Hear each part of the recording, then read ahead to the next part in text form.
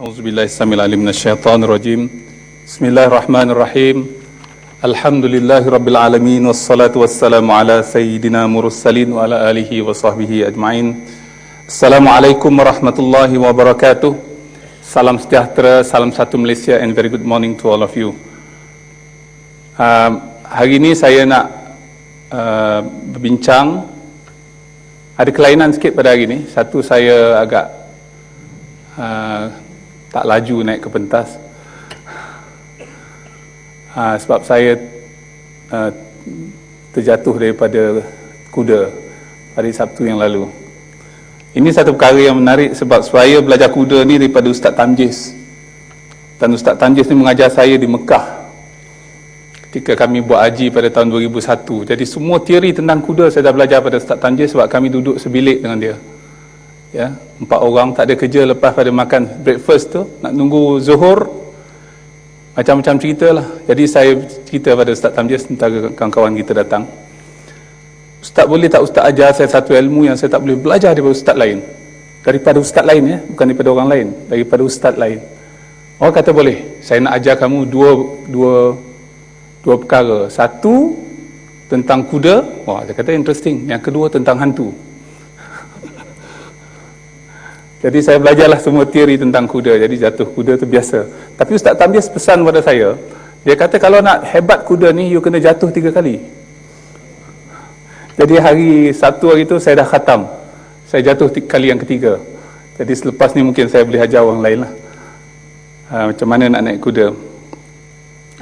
Yang kedua, pada hari ni saya akan mulakan ucapan saya, dan saya akan berhenti setengah jalan dan akan disambung oleh TNC Profesor Wahid Omar. Sebab saya dah 40 kali cakap depan tuan-tuan setiap bulan. 40 kali dah, ya? Tuan-tuan tak ingat lah, saya ingat 40 kali. Ini kali yang 41. Jadi saya buat perubahan sikit. Jadi maknanya selepas ni TNC akan ambil bahagian untuk turut memberikan topik yang khas yang telah kita bincangkan dan telah putuskan. Bukan semua cerita tentang kerja TNC, khas tentang topik itu saja. Jadi hari ini Profesor Wahid akan menerangkan tentang job creation yang telah kita sepakati dan telah kita putuskan. So the title of my speech this morning will be on global brand. This is very important. Yeah, for the past many months we have been working on it, and I would like to update all of you what's happening. What's going to happen? Dalam buku ucapan ini ada 2 sekarang ni. Ada satu bahasa Inggeris. Bahasa Inggerisnya yang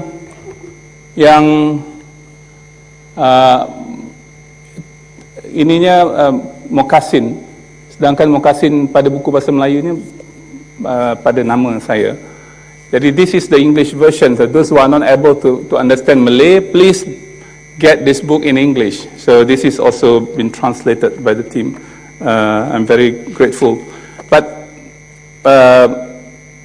please refer to page 23 and 24. So I mentioned about 5 action plan, what is needed.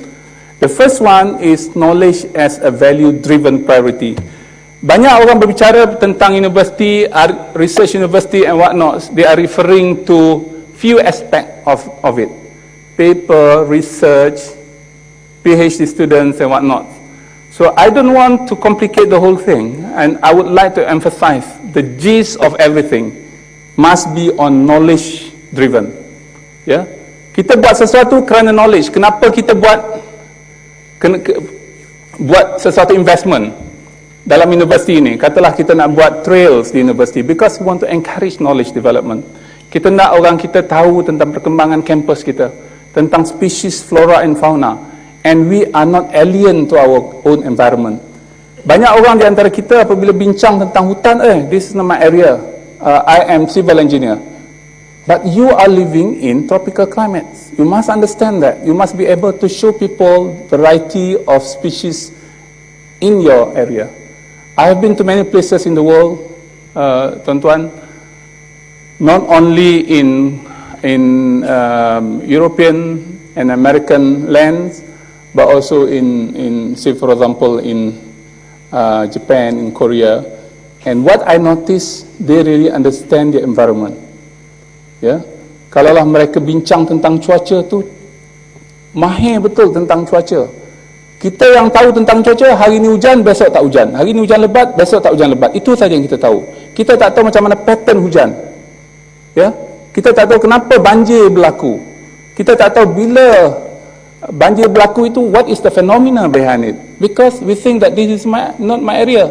My area is electrical engineering. Saya hanya tahu tentang power generation, itu saja. Yang lain saya tak tahu.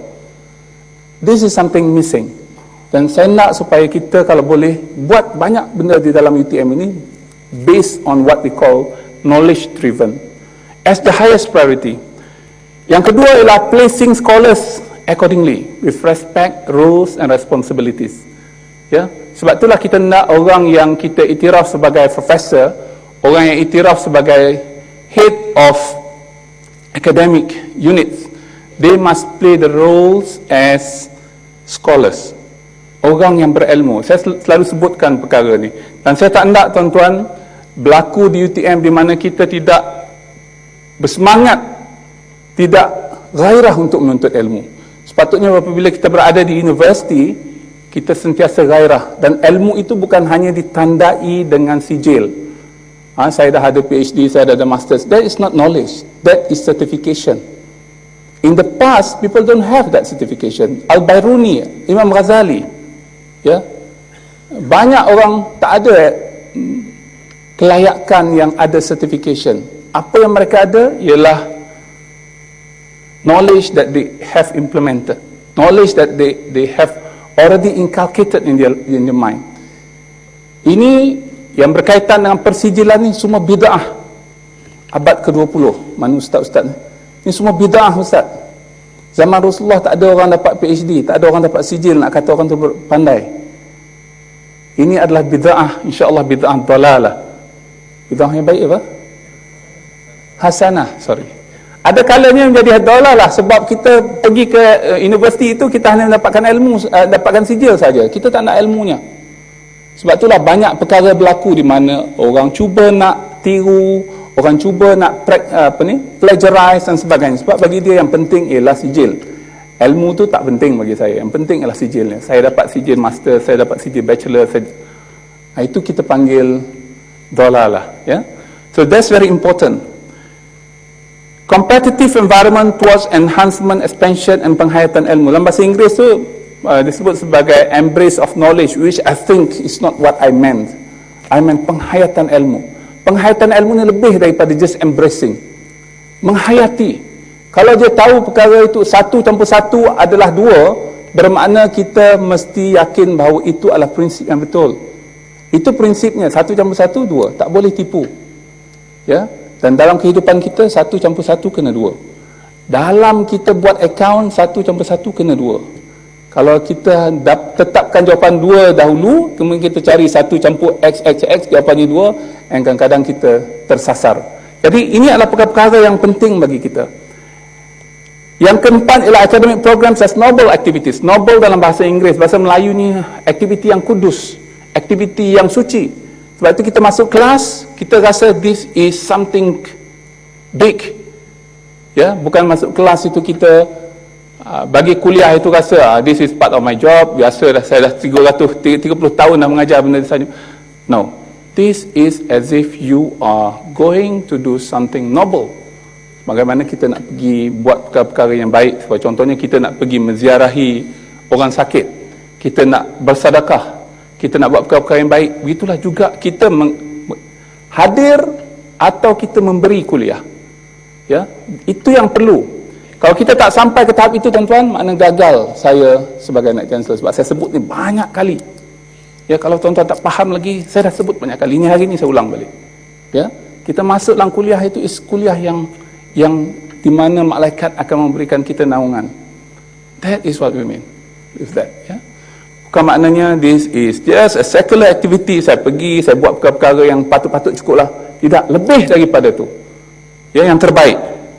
Scholarly contributions beyond personal pride and ego. Kita buat sesuatu tu bukan kerana kita nak jadi profesor, kita nak dapat anugerah itu dan sebagainya. No, beyond that.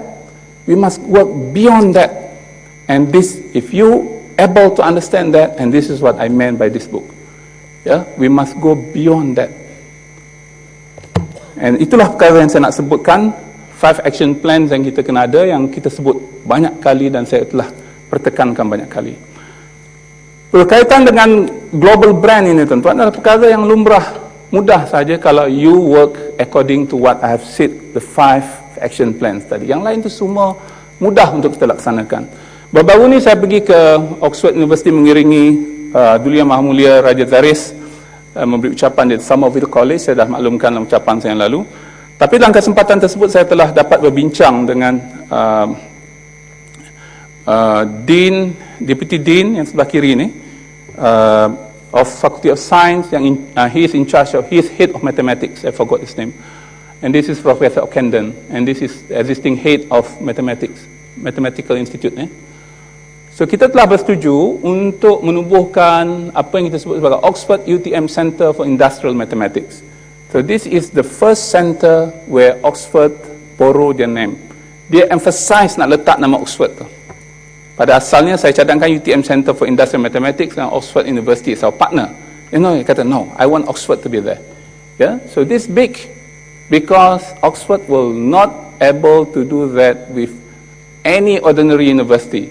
Only university with certain reputation, certain status will be able to get this name together with them. So saya ucapkan tahniah kepada tim kita yang diketuai oleh Profesor Ismail, Profesor Madia Zainal dan the rest. Ini satu perkara yang besar dan kita akan pastikan yang projek ini dapat jalankan dengan baik. Dan sebahagian besar daripada keuangan projek ini akan dibiayai oleh projek yang mereka perolehi daripada King Abdullah University of Science and Technology yang berikan mereka 25 juta USD dan sebahagian duit itu diberikan kepada UTM. Ya. Saya juga telah mendapat jawapan, ini lawatan saya pada Oktober tahun lepas. Ini ialah chairman, dia panggil Chairman of Tsinghua University. Chairman ni macam Tan Sri Halim lah konteks kita. Ya, dan kita telah bincangkan tentang Tsinghua UTM Center for Sustainability. Tsinghua ni is the best university in China. They have 7,000 PhD students out of about 35,000 students total. 7,000 PhD sekarang ni. Daripada di kalangan alumni mereka ialah the existing Prime Minister, existing President and existing Senior Vice President who will become Prime Minister of China, ya, yang melawat ke Amerika baru-baru ini. Semua daripada Tsinghua University. Dan yang menariknya, baru-baru ini Profesor Chen Jining telah dilantik menjadi new President of Tsinghua University. Jining ni kawan baik saya. Ya, ini Gustav Olson, ini Profesor apa ni?